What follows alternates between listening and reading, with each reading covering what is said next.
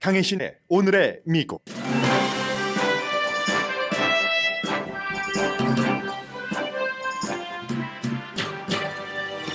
노동절 연휴의 국내 여행객은 지난해에 비해 22%, 해외 여행객은 104%가 늘어날 것으로 예상됩니다. 비행기 여행객들은 전국 공항에서의 조종사 파업으로 크게 불편할 것으로 보입니다. 바이든 대통령은 대국민 연설에서 처음으로 트럼프 전 대통령의 이름을 부르면서 부정선거 주장과 정치 폭력에 의해 미국 민주주의가 공격당하고 있다고 경고했습니다. 정치적 극단주의와 싸워 민주주의를 지키는 일은 국가의 영혼을 되찾는 일이라고도 말했습니다. 공화당의 린지 그레이엄 연방상원 의원은 지금 미국 영혼에는 아무런 문제가 없다면서 문제는 바이든 대통령의 정책이라고 비난했습니다. 대부분의 다른 공화당 지도부도 바이든 대통령이 나라를 분열시킨다고 대응했습니다. 8월에 31만 5천 개의 일자리가 만들어졌습니다. 고용은 7월에 비해서는 약했지만 강한 편이고 동시에 인플레이션을 낮추는 방향이어서 긍정적입니다. 거의 모든 코비드-19 변종을 표적으로 업데이트된 부스터 백신 접종이 빠르면 이번 주말부터 가능합니다. 가장 중요한 건 언제 부스터 백신 접종을 받느냐입니다. 트럼프 전 대통령에 대한 압수수색이 시간이 지날수록 공화당 정치인의 입을 다물게 합니다. 트럼프 기소가 기정사실적으로 간다고 예상하는 전문가가 많습니다. 의사당 폭동 사건도 가라앉지 않는 이슈입니다. 의회 조사단은 폭동이 끝난 뒤에도 트럼프 당선 모의를 한 뉴트 깅그리치 전 하원 의장에게 인터뷰 요청을 했습니다. 여러분 안녕하십니까? 오늘의 미국 강혜신입니다. 오늘부터 이제 노동절 연휴가 시작이 돼서 다음 주 월요일이 노동절입니다. 노동절 하면 뭐 여러 가지 개인적인, 국가적인, 계절적인 의미가 있지만 정치적으로 노동절 하면은 선거가 있는 해 전국적인 선거를 말합니다. 중간 선거이던 대통령 선거이던 그 선거 캠페인의 본격적인 시작을 말합니다. 그래서 먼저 오늘 노동절 연휴 관련 소식은 잠시 뒤에 전해드리고요. 본격적인 선거 캠페인을 누가 어디서 어떻게 시작을 했는가. 백악관은 그저 프라임타임 대국민 연설이라고 했지만 어제 필라델피아 독립기념관 그곳에서 연설을 했었던 바이든 대통령의 메시지는 캠페인 메시지입니다. 정확하게 캠페인 메시지입니다. 파란색, 하얀색, 그런 그 백라이트도 켜지고요. 이게 무슨 색깔입니까? 미국을 상징하는 색깔입니다. 빨간색도 당연히 있었고요. 국가, 뭐 1800년대 만들어진 그 국가가 해병대, 군악대에 의해서 연주가 되고 말하자면 애국심을 굉장히 불러일으키고 싶어 했었던 그런 연설입니다. 캄캄했기 때문에 캄캄할 때 시작되는 것들이 많죠. 캄캄해서 미국을 상징하는 빨간색, 하얀색, 파란색 그리고 막 그 애국적인 음악 같은 것이 나올 때 그 바이든 대통령이 여러 가지를 얘기를 했는데 첫 번째는 미국이라는 나라의 중요함을 얘기를 했고 두 번째는 지금까지는 트럼프 전 대통령 이름을 언급하지 않았지만 어제 한 20분 정도 되는 연설에서 3번을 언급했습니다. 좋게 얘기한 게 아니라 아주 나쁘게 노골적으로 직접적으로 했고 그럼에도 불구하고 미국은 어느 때보다도 낙관적이다. 그 낙관, 미국을 계속 이끌어가기 위해선 무엇을 해야 되는가 이런 3가지를 말했습니다. 우선 그 애국적인 이 독립기념관이라는 곳이 미국의 헌법이 만들어지고 논의되고 뭐 여러 가지 독립선언서가 서명이 되고 했었던 곳이잖아요. 그리고 그 같은 모든 미국의 헌법, 독립선언서 하면은 평등, 자유, 가치, 뭐 미국의 가치, 민주주의를 기반으로 한 그런 것들을 얘기를 합니다. 그곳에서 미국이라는 그 국가 자체는 하나의 아이디어다. 세계에서 가장 훌륭한 아이디어다라고 얘기를 했습니다. 연설 내내 그러니까 이 독립기념관이 있는 그 배경을 바탕으로 해서 미국의 그 건국의 그 아버지 어머니 어머니는 없었지만 건국한 그분들의 그 건국할 때의 이상 같은 것을 계속 뒷배경에 깔고 갔습니다. 그런데 지금 미국의 극단주의가 너무 많아서 그 극단주의가 바이든 트럼프 그리고 트럼프 전 대통령을 지지하는 마가 미국을 다시 위대하게 하는 Make America Great Again 이 사람들이 실존적인 이 모든 것에 독립 그 선언문이 작성되고 그 전에 여러 가지가 의논됐었던 그때부터 지금까지의 미국의 많은 것을 위협하고 있다고 얘기를 합니다. 해서 대통령 자신이 제가 지금 말씀드린 것과 같은 그런 이 독립기념관의 그 장소의 의미에 대해서도 여러 가지 설명을 하면서 미국은 헌법을 존중하는 나라다라고도 말했습니다. 어쨌든 그래서 헌법을 존중을 한다고 하면서 제일 먼저 뭐 바이든 대통령의 얘기를 조금 들어보셔도 괜찮을 것 같은데요. 바이든 대통령의 음성을 좀 들어보시겠습니다. This is a democracy. But history and common sense. 전반적으로 민주주의라고 얘기를 했고 역사, 상식에 근거한 역사, 그리고 역사가 우리에게 주는 경고 같은 것도 많이 얘기를 했습니다. 그런데 지금 그 미국의 트럼프 전 대통령과 마가, 뭐 공화당을 전부 얘기를 하는 건 아니지만 그런 사람들은 이 헌법을 존중하지 않고 법의 지배를 믿지 않고 사람들의 의지도 인정하지 않고 선거 결과를 받아들이지 않으며 내가 지금 말하고 있는 이 순간에도 각 주에서 선거 결과를 당파와 자신들의 그 무리 측근에서 결정하도록 하려고 여러 가지 일을 하고 있고 지금도 선거 결과를 부정하는 사람들이 민주주의 자체를 좀 부정할 수 있는 권한을 주기 위해서 11월 선거까지 그러니까 여러 사람들을 앞장서서 내세우고 있는데 이러한 것들이 미국의 민주주의를 부정하고 나라를 후퇴시킨다고 연설을 했습니다. Donald Trump and the MAGA Republicans represent an extremism that threatens the very foundations of our republic. 네, 극단주의를 트럼프 전 대통령과 마가 공화당들이 해서 미국의 민주주의를 위협하고 있다고 했는데 그렇다고 공화당이 모두 그렇다는 얘기는 아니라고 분명히 또 말을 합니다. Not every Republican, not even the majority of Republicans are MAGA Republicans. Not every Republican embraces their extreme ideology. I know I'm able to work with these mainstream Republicans. But there's no question that the Republican Party today is dominated, driven, and intimidated by Donald Trump and the MAGA Republicans.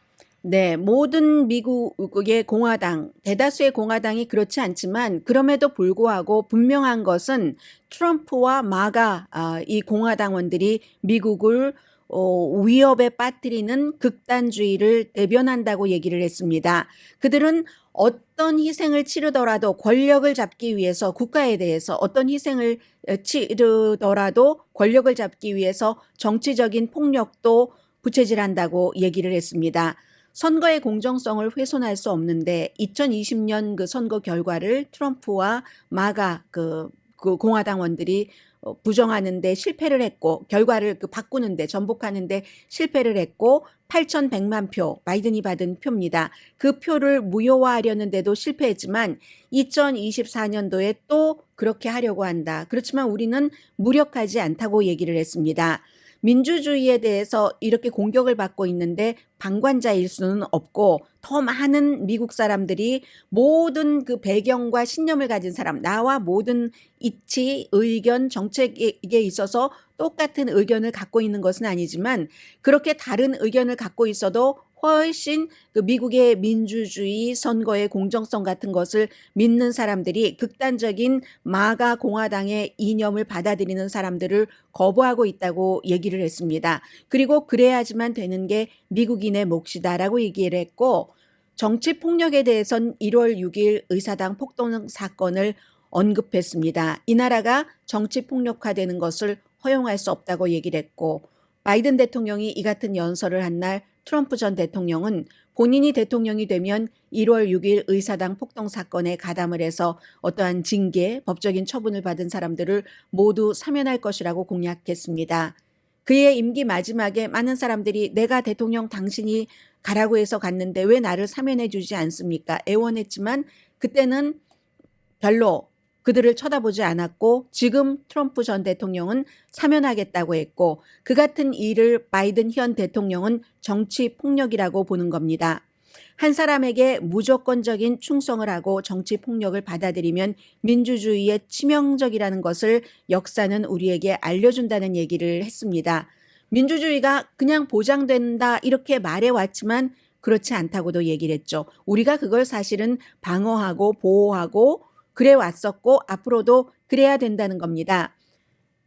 그러면서도 바이든 대통령은 미국에 지금 좋은 일이 일어나고 있다 하면서 굉장히 사실 미국이 어둡고 암울하고 하잖아요. 연설 자체도 깜깜한 밤이기도 했고 무겁고 그랬습니다. 그런데도 마지막 부분에는 미국에 좋은 일이 일어나고 있는데 미국이 앞으로 나갈지 후퇴할지는 뭐 과거에 집착할지 미래를 건설할지는 우리에 달렸다는 거죠. 두려움, 분열, 어두움 이런 그 메가 공화당원들의 극단적인 것을 선택을 하면은 분노를 받아들이고 혼돈 속에서 그 혼돈이 점점 자라고 진실의 빛이 아닌 거짓의 그림자 속에 살고 있다. 그렇게 또 살게 될 것이다라고 얘기를 했습니다. 그러면서 이제 본인이 잘했다 하는 것들을 여러 가지를 선전을 했죠. 미래에 대해서는 이보다 더 낙관적일 수는 없다고 하면서 의료개혁이라든가 기후변화에 대한 여러 가지 성과, 코비드-19 뭐 이를 어느 정도 해결한 이런 부분들을 얘기를 하면서 암이라고 얘기를 했습니다. 여러 가지 그 암울하고 있어서는 안 되는 극단 이런 것들을 암이라고 하면서 우리는 우리가 알고 있는 그런 암을 다 제거해 버릴 것입니다. 라고 얘기를 하면서 반면에 무슨 청정 에너지로 아주 많은 일자리를 만들어내고 21세기 미국은 더 새로운 더 가능성이 높은 새로운 세기로 만들 것이다라고 얘기를 했는데 이 모든 것들이 함께 해야지 된다는 거죠. 더 나은 미래라든가 뭐 이런 그 건설을 꿈꾸고 희망하는 것 해서 선택은 과거를 하는 것이 아니라 미래를 선택을 하는 건데 그렇기 때문에 여러분의 이념과 상관없이 정치적인 이념을 얘기를 합니다. 민주주의를 지킨다는 그 하나의 목적에는 같이 단결을 해야지 된다고 얘기를 하면서 그러기 위해서 마지막에 바이든 대통령이 한 얘기는 결국은 투표하란 얘기입니다. So speak up, speak out, get engaged, vote, vote, vote. 네, 투표하라는 얘기를 3번을 하면서 이 연설은 마무리가 됐습니다. 이 연설에 대해서 공화당의 그 전국위원회의 의장 그 로나 맥데니엘이 수백만 명의 미국인에 대한 조 바이든 그 대통령의 비참한 수백만 명 이상이죠. 그 공격은 이웃끼리 서로 싸우라고 하는 것이고 그리고 그 사람은 부유한 사람들에게 보상하면서 근로 계층의 가족을 처벌한다. 이건 이제 지금 뭐 $10,000, $20,000 학자금 탕감을 얘기를 하는 거겠죠. 그러면서 미국인의 권리와 자유를 짓밟는다. 조 바이든은 분열의 지도자고 나라의 절반에 대해서 혐오감과 적대감을 키우고 있다. 연설이 끝난 뒤에 그렇게 얘기를 했습니다. 그러면서 바이든 대통령 때문에 공화당 사무실에 대한 공격이라든가 대법원에 대한 공격, 뭐 판사에 대한 암살 시도 이런 것들이 많이 늘어났다라고 얘기하는데 반대로 얘기를 할 수도 있죠. 그 공화당의 트럼프 전 대통령 주변 때문에 연방 수사국 요원이라든가 연방 법무부 요원이라든가 선거가 정당했다고 얘기하는 수많은 공화당들이 위협에 빠졌다. 이렇게 볼 수도 있는 거고요. 그러니까 항상 he said, she said인데 정치는 그 정치의 he said, she said 똑같은 사안을 놓고 그것이 지금은 더 깊어지고 있다는 것을 뜻합니다. 케빈 맥카티 공화당 하원 원내대표는 분열을 바이든 대통령이 조장을 했다. 왜? 단순하게 바이든의 정책에 동조하지 않기 때문에 그건 리더십이 아니지 라고 얘기를 하면서 오늘 연설할 때 제일 처음에 며칠 전에 바이든 대통령이 지적을 한 점이죠. 아주 그 메가 그 공화당에 대해서는 반 그 전체주의자들 뭐 파시스트다 이렇게 비방한 것에 대해서 사과하는 것으로 시작을 했어야지 된다라고 얘기를 했고요. 역시 그 트럼프 전 대통령과 한때 아주 오랜 동안 친했었던 그 임기 동안에 린지 그레이엄 연방 상원 의원은 미국인들이 바이든 대통령의 정책 때문에 상처받고 있습니다. 인플레이션 대단하죠. 통제불능의 범죄가 있죠. 테러리즘도 증가합니다. 국경은 어떻습니까? 다 망가졌습니다. 너무 늦기 전에 뭐 강의하는 것 중단하고 좀 전에 말했던 거 이런 거 중단하고 정책을 변경하십시오라고 얘기를 했는데 여기에 한 가지 얘기를 더 덧붙였습니다. 그 대통령 자체는 그 직은 존중을 한다라고 얘기를 하면서 미국의 영원에 아무런 문제가 없습니다. 이게 린지 그레이엄 공화당 상원 원내 대표가 아니라 그 린지 그레이엄 공화당의 지도자, 상원의 지도자가 한 얘기인데 지금 미국 영원에 아무런 문제가 없습니까? 여러분들은 어떻게 생각하십니까?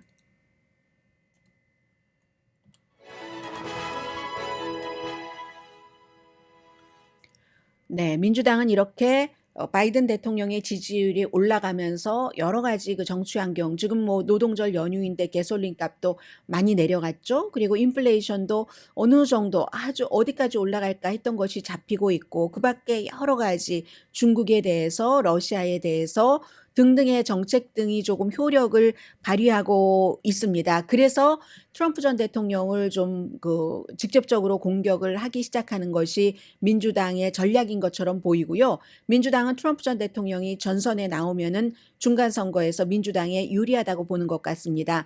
그런데 저는 어제 연설에서 지금 낙태가 이렇게 저렇게 보면은 굉장히 민주당에 좋은 그런 재료인데 바이든 대통령이 낙태에 대해서 언급을 하기는 했습니다.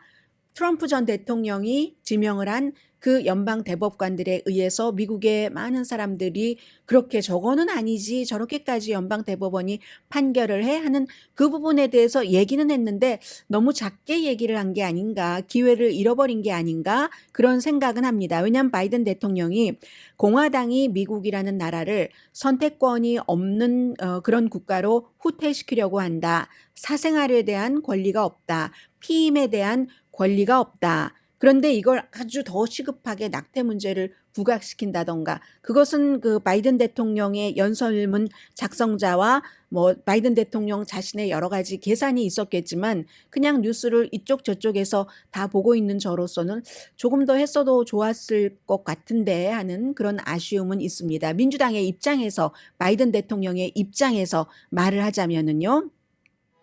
라디오 서울 방송 오늘의 미국 듣고 계십니다. 네, 저도 이상하게 이번 노동절은 한 수요일부터 연휴도 하는 분위기가 나던데 아마 지난 몇 년 동안 여러분들께서 팬데믹 때 미뤄뒀었던 여러 가지 여행이라든가 가족 만나기, 일 등등을 하시려고 일찌감치 좀 날짜를 잡아서 움직이지 않으셨는가 그런 생각이 듭니다. 그래서 올해의 노동절 주말은 오늘부터 이제 이미 시작이 됐죠.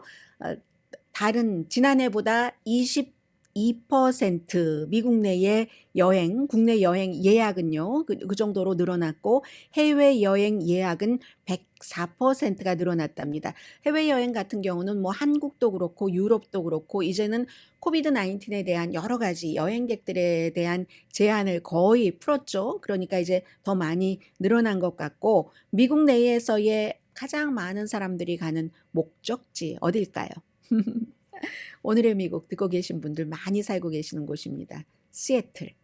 그리고 플로리다주의 올랜도가 있고 그곳은 이제 디즈니랜드가 있으니까요. 그리고는 라스베가스도 많이 갑니다. 뭐 가족 여행을 가니까 그렇겠죠. 해서 평균 최저 항공료가 AAA가 얘기를 했는데 티켓당 $179. 이건 참 말하기 애매하죠. 내가 어느 곳에 가느냐에 따라서 다른데 그래서 2021년보다 거의 20% 올랐고 2020년보다는 30% 올랐습니다. 그런데 2020년은 팬데믹이 시작된 해이기 때문에 뭐 거의 항공기가 운항을 하지 않았습니다. 그래서 그렇게 비교하는 것 자체가 별 의미가 없겠다는 생각도 드는데 그래서 더군다나 요즘에 항공사에 인력이 부족합니다. 조종사들도 여러 가지 이유로 은퇴하는 사람들도 많고 하기 때문에 전국의 큰 공항 12군데 공항에서 조종사들이 본인들의 의견을 제시를 하는 겁니다. 우리 사람이 너무 모자라는데 사람 좀 더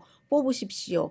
그리고 여러 가지 그 밖에 베네핏 같은 것을 요구하려고 피켓 시위를 하는데, 어제는 사실은 노동절 연휴가 본격적으로 시작된 날은 아닌데 어제부터 미리 그 스케줄이 없던 그 비번 조종사들은 서로 이제 했고요. 그런 것들이 사실은 지금 노동절 연휴인데 본인들 쉬어도 좋을 텐데 왜 그러느냐, 사람들에게 알리는 겁니다.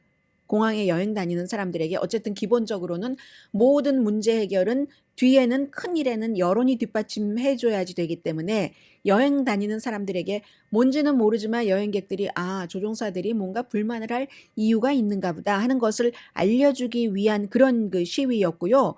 그래서 이제 오늘도 마찬가지인데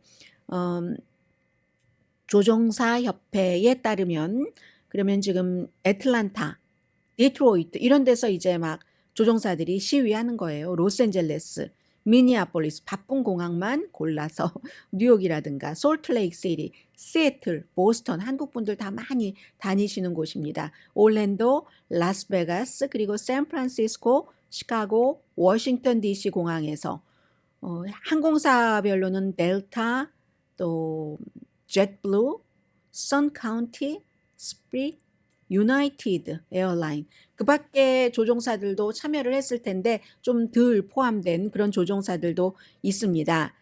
이제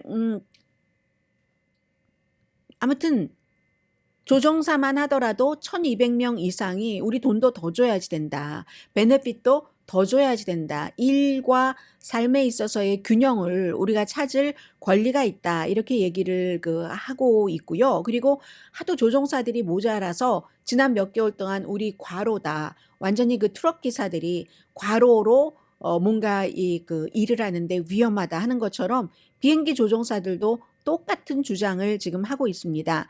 ABC 뉴스가 보도한 것 보니까 미국이 앞으로 15년 동안 지금 그 조종사 있는 숫자의 약 반 정도가 은퇴를 한답니다. 과거에 그렇게 찬란하게 좋아 보였던 그런 직업들이 이제는 더 이상 많은 사람들이 아무 생각 없이 하려고 하는 그런 것들을 잘 안 하는 것 같습니다. 그러니까 이제 조종사들이 인력을 더 채워달라 하면은, 만약에 그 연봉이라든가 베네핏 같은 것이 조종사의 경우에 싸다면, 그렇다면은 회사에서도 뭐 스케줄 조금 없어도 많이 해놓고 예비적으로 그 충원을 해놓고 할 수 있지만 그렇지 않잖아요, 지금은. 특히 팬데믹 이후에는 언제 어떤 일이 있을지 모르기 때문에 너무 걱정을 하니까, 그래서 조종사들이 이제 이런 것들을 피켓 시위로서 알리고 있는 거고요. 그리고 자동차로 여행하시는 분들은 해피하시겠어요. 멀리 가시면 가실수록. 캘리포니아주에서 라스베가스까지 가는데 자동차로 가솔린이 얼만큼이나 드나요? 잘 모르겠는데, 그런데 지금 가솔린 값이 갤런당 전국 평균이 3달러 80센트 정도 되니까, 그러니까 싼 곳은 엄청 싸겠죠. 이달 초에 3월 초 이후에 처음으로 갤런당 평균값이 전국 평균이 4달러 아래로 내려갔습니다. 그래서 참 몇 개월 전에 야, 이렇게 올라가면 어떡하지? 나는 빵을 못 사겠네. 가솔린 넣어서 회사는 가야지 되잖아 라고 생각하셨던 분들이 참으니까 이것도 또 다 지나가는 일이 됐네요. 그리고 이제 한국에서도 여러 가지를 제한을 없애고 하니까 한국 방문을 오랜 몇 년 동안 미뤄두셨던 분들도 많이 가시는데, 이번 주말부터요, 그 지역에 따라서 다릅니다. 이것은 지역에 따라서 배분되는 양도 다르고 그 날짜도 조금 먼저 되는 곳이 있고 나중에 가는 곳이 있는데, 거의 모든 코비드-19 변종을 어떻게 좀 막을 수 있도록 만들어진 거죠. 다 막는다는 얘기가 아니라 막을 수 있는 것을 목표로 만들어진 그런 그러니까 업데이트된 부스터샷인 겁니다. 모더나와 파이저 앤 바이오엔텍의 그런 것들이 이제 승인이 됐습니다. 식품의약국이 이제 수요일에 승인을 했고, 그리고 어제 이제 질병통제국장이 승인을 해서, 항상 이런 것들이 식품의약국에서 먼저 하고 마지막 최종적인 점을 질병통제국장이 찍잖아요. 다 식품의약국도 그 전에 패널들이 있어서 외부 패널들이 권고를 하고, 뭐 질병통제국도 마찬가지 과정을 거쳐서, 그래서 이제 최종적으로 어제 승인을 했기 때문에, 근데 이게 제일 중요한 게 기간이라는 겁니다. 이 업데이트된 이 바이러스 백신도 우리가 대대적으로 지금 사용해 보지 않았잖아요. 지금 처음인데 그럼 언제 해야지 되는가? 지난번에 부스터샷을 첫 번째 부스터샷을 맞고 적어도 2개월은 지나야지 되는데 2개월보다도 사실은 더 많은 기간 한 4개월, 6개월 정도 지나는 게 효력이 더 크다 하고 얘기하는 사람도 있고요. 기본적으로는 2개월은 지나고 그리고 역시 본인이 코비드 19에 걸리고 나서도 2개월 지난 그 뒤부터 부스터샷을 두 번째 부스터샷을 맞을 자격이 있습니다. 아무튼 6개월이 제일 좋겠죠. 그러니까 2개월보다는 4개월보다는 6개월이 좋다 하는 게 정설인데 그것도 우리가 해보지 않은 길이기 때문에 모르죠. 너무 빨리 부스터샷을 맞으면 이 백신이 바이러스에 대한 그 강한 그 방어막을 다 만들기 전에 그 항체가 좀 이렇게 중화된다고 할까요? 뉴트럴 돼서 그게 이제 그 백신이 조금 약해진답니다. 그래서 오래 두면 둘수록 더 좋다 하는 얘기를 하고 있는데 오늘 뉴욕타임스 보니까 굉장히 이 관련 기사가 길거든요. 그런데 딱히 결론은 없지만 그래도 준 결론은 2개월보다는 6개월 뒤에 부스터샷 첫 번째 맞고 나서 맞는 것이 좋다 하는 얘기입니다. 모더나 새로운 부스터샷은 18살 이상의 성인에게 가능하고 파이저 앤 바이오엔텍은 12살 어린이도 이 백신 접종 받을 수 있습니다. 그래서 노동절 이후 만약에 이번 주말에 이 부스터샷이 오늘부터라도 배분되는 지역이 있다면 그곳에 많이 주지는 않아서요. 아마 이 노동절 연휴가 끝나는 화요일쯤이면 떨어지지 않을까 그렇게 생각들을 하고 있고 그리고 지난번에 여러분들 부스터샷 맞으신 그 약국이나 여러 그 클리닉 있잖아요. 병원이라든가 그런 똑같은 곳에 가시면 되고 역시 이것도 돈 내지 않습니다. 무료입니다. 그리고 또 질병통제국이 얘기하기를 지금 겨울로 가고 있잖아요. 그렇기 때문에 이번에 그 부스터샷 두 번째와 겨울에 우리가 맞는 건 뭐죠? 겨울에 맞는 게 뭐죠? 겨울에 맞는 게 독감 예방 주사 같이 맞아도 된다.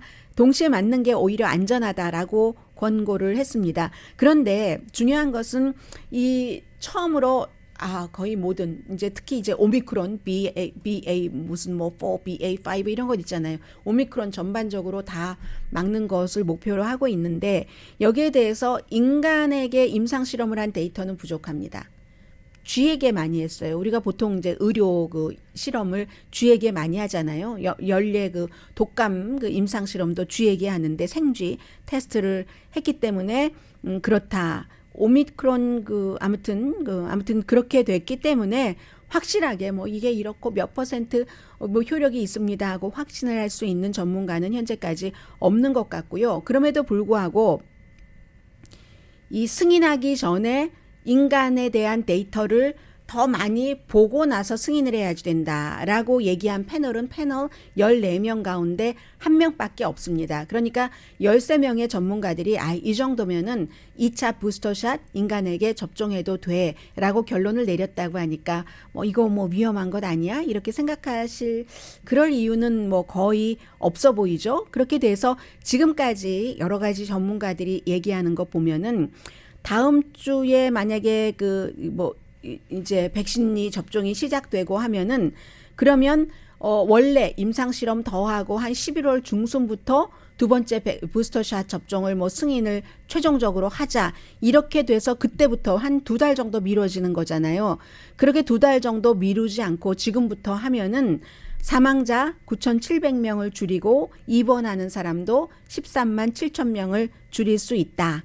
그렇게 예상을 합니다. 그런데 다시 결론적으로 말씀드리자면 이 새로운 업데이트된 부스터샷이 기존의 것보다 얼마나 많은 혜택이 있는가 이런 것에 대해서는 명확하지는 않습니다. 그리고 또 이 모든 것이요 선거에서 최종적으로 그 여러 가지 그 결과는 예상 전과 투표 당일과 사전 투표율 같은 투표를 누가 누구에게 투표했느냐 결국은 사람에게 달린 거잖아요. 유권자에게. 그런데 이 부스터샷의 효력도 마찬가지입니다.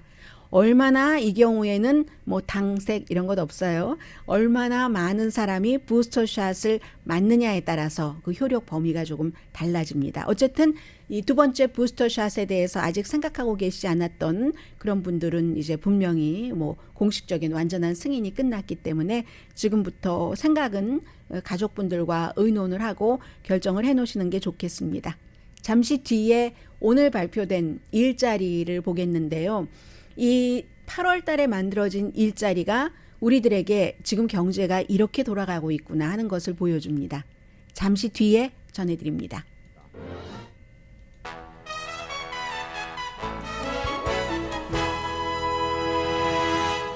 라디오 서울 방송 오늘의 미국 듣고 계십니다. 8월 달에 31만 5천 개의 일자리가 만들어졌는데 7월 달에는 53만 개, 52만 8천 개니까요. 일자리가 만들어졌습니다. 그러면 이거 20만 개나 줄어들었어?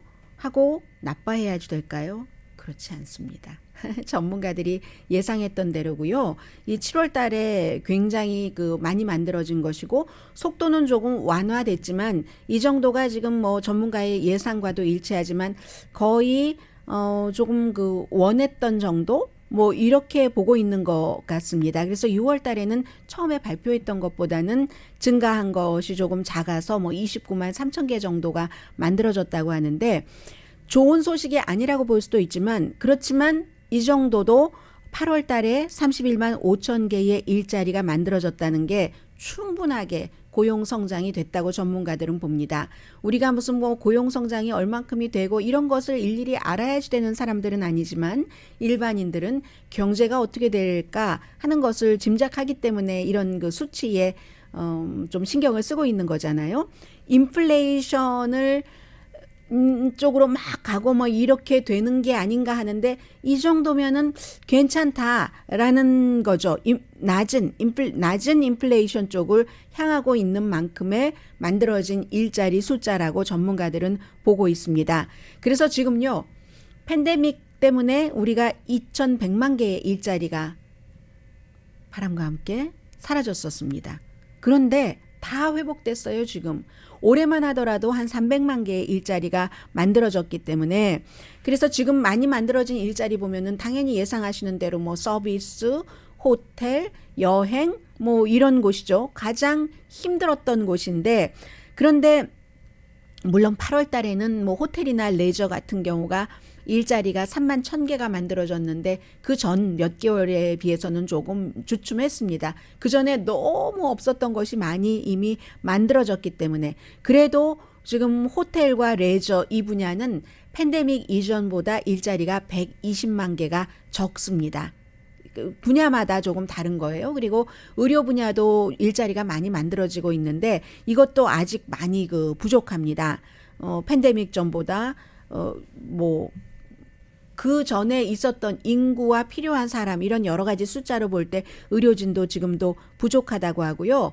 엊그제 말씀드리진 않았지만 뭐 예를 들어서 베스트 비하인드 같은 데가 해고도 발표하고 스토어도 뭐 얼만큼 줄인다 하는 것을 얘기를 했는데도 불구하고 대부분의 고용주들은 경제 성장이 막 빨리 되는 게 아니에요. 7월 달에 53만 개의 일자리가 만들어졌는데 8월 달에 31만 5천 개가 만들어졌다 하면은 그런데도 둔화된다고도 볼 수 있잖아요. 그런데도 직원 해고하는 것을 꺼립니다.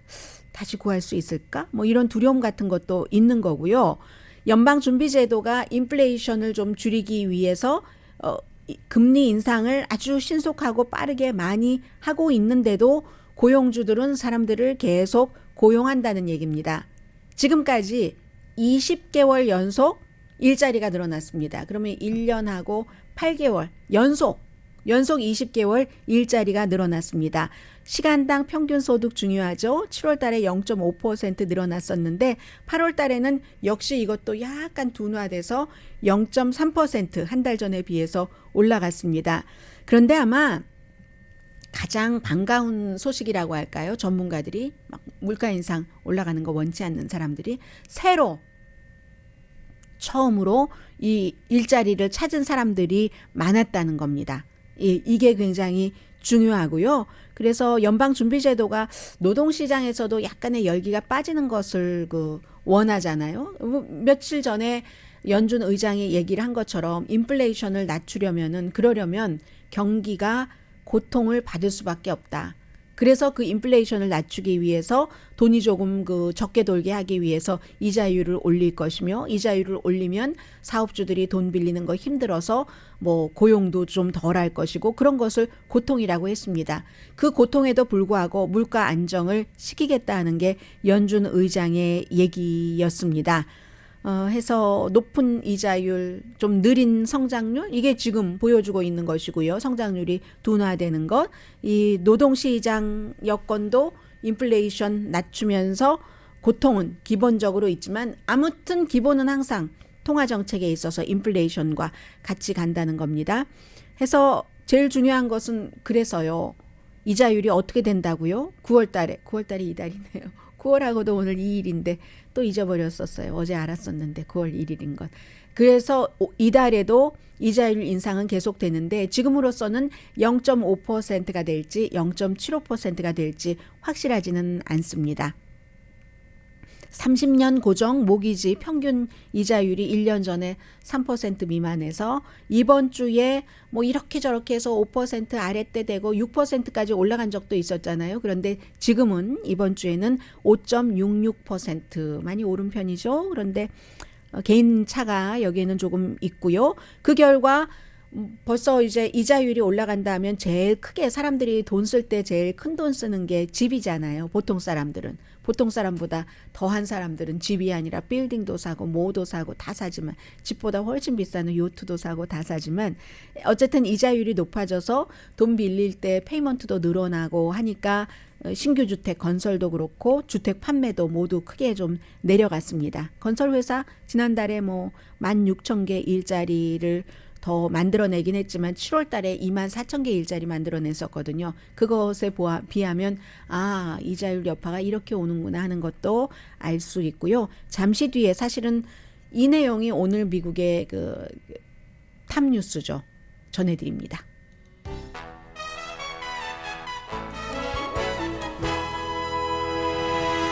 라디오 서울 방송 오늘의 미국 듣고 계십니다. 네, 트럼프 전 대통령 뉴스가 탑뉴스입니다. 뒤로 조금 돌렸습니다. 연방 판사가요, 이 트럼프 전 대통령이 지명을 했었던 그 판사가 두 가지를 했는데 오늘 하나는 압수수색 영장을 가지고 가서 연방 수사국이 트럼프 전 대통령 집에서 가지고 나온 여러 가지 리스트를 조금 더 발표를 했는데 보니까 어떤 것은 confidential이라고 돼 있는 건데 기밀 문서 보관 폴더인데 폴더가 비어 있는 것도 수십 개나 있었다. 뭐 이런 것도 발표를 했고요. 그런데 이제 같은 판사가 어제 저녁에 이렇게 보니까 트럼프 전 대통령이 물론 연방 수사국과 법무부가 다 미리 가져간 것을 점검을 했다고 하지만 그런 가져간 것을 스페셜 마스터 특별한 감찰관 없이는 보지 못하도록 해달라 하는 그 요청을 뭐 결론은 내리지 않았어요. 어제 결론이 나올 것 같았는데 내리지 않았는데 그렇게 해줄 것 트럼프 전 대통령의 요청대로 그런 뉘앙스는 조금 풍겼습니다. 내가 좀 리뷰를 조금 더 하겠다라고 했는데 아무튼 그랬고요. 그리고 오늘 이게 공개된 것은 트럼프 변호인 측에서도 동의를 했기 때문에 공개가 된 겁니다. 아무튼 빈 폴더도 빈 폴더가 뭐죠? 폴더 뭐 이렇게 끼우는 그런 것도 수십 개가 나왔다 하는 거고요. 그리고 이제 뉴트 깅그리치 전 연방 하원 의장의 움직임을 보면은 지금 공화당이 변하고 있구나 하는 것을 알 수가 있습니다. 공화당 가운데서 초지 일관 공화당의 상원 미치 매코넬 원내대표는 트럼프 전 대통령을 강하게 보호하진 않는 듯. 그러나 하원의 케빈 맥카티 원내대표는 강하게 보호하는 듯, 방어하는 듯. 그리고 린지 그레이엄 공화당 연방 상원 의원 같은 경우는 이렇기도 하고 저렇기도 하고 하는 그런 변화를 느낄 수 있는데 뉴트 깅그리치도 마찬가지입니다.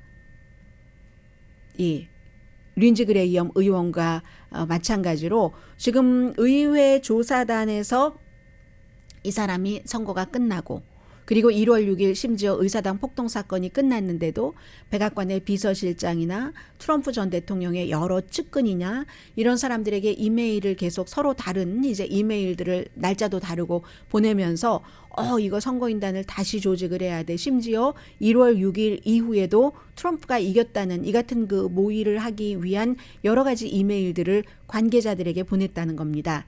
그래서 지금 연방 그 의회 의사당 폭동 사건 조사회가 좀 인터뷰를 했으면 좋겠습니다. 이 경우는 소환장을 발부한 건 아니거든요. 인터뷰를 좀 했으면 좋겠습니다라고 얘기를 하고 있고 아직까지 뉴트 깅그리치 그 전 하원 의장은 뭐 인터뷰에 응하겠다, 응하지 않겠다 답하진 않았습니다. 트럼프 시대의 영광을 누렸죠. 와이프가 바티칸의 대사로 일을 했었습니다. 그런데 이 사람이 왜 제가 린지 그레이엄 상원 의원처럼 조금 흔들리는 듯 변하는 듯 보인다 했냐면은 박스뉴스와 인터뷰하는 거 들어보면은 트럼프 전 대통령의 기소는 기정사실이다 라고 얘기를 했거든요. 기정사실이다 라고 했고 그 전에는 공화당이 이제 좀 미래에 집중해야지 된다 그런 말도 했었습니다. 그제 제가 아마 세계에서 가장 많은 사람들이 보고 환호하고 하는 그런 영화일 것 같습니다. 1, 2, 3로 돼 있는 2001년, 2년, 3년에 한 편씩 나온 그 영화를 보려다가 실패했습니다. 사람들은 그렇게 좋다는데 저는 그 영화가 안 나가지는 거예요. 진도가. 그래서 결국은 포기하고 어제는 제가 정말 오랜만에 삼국지 1편을 펴들었는데 그 1편의 첫 장에 보면은 유비가 그 강가에서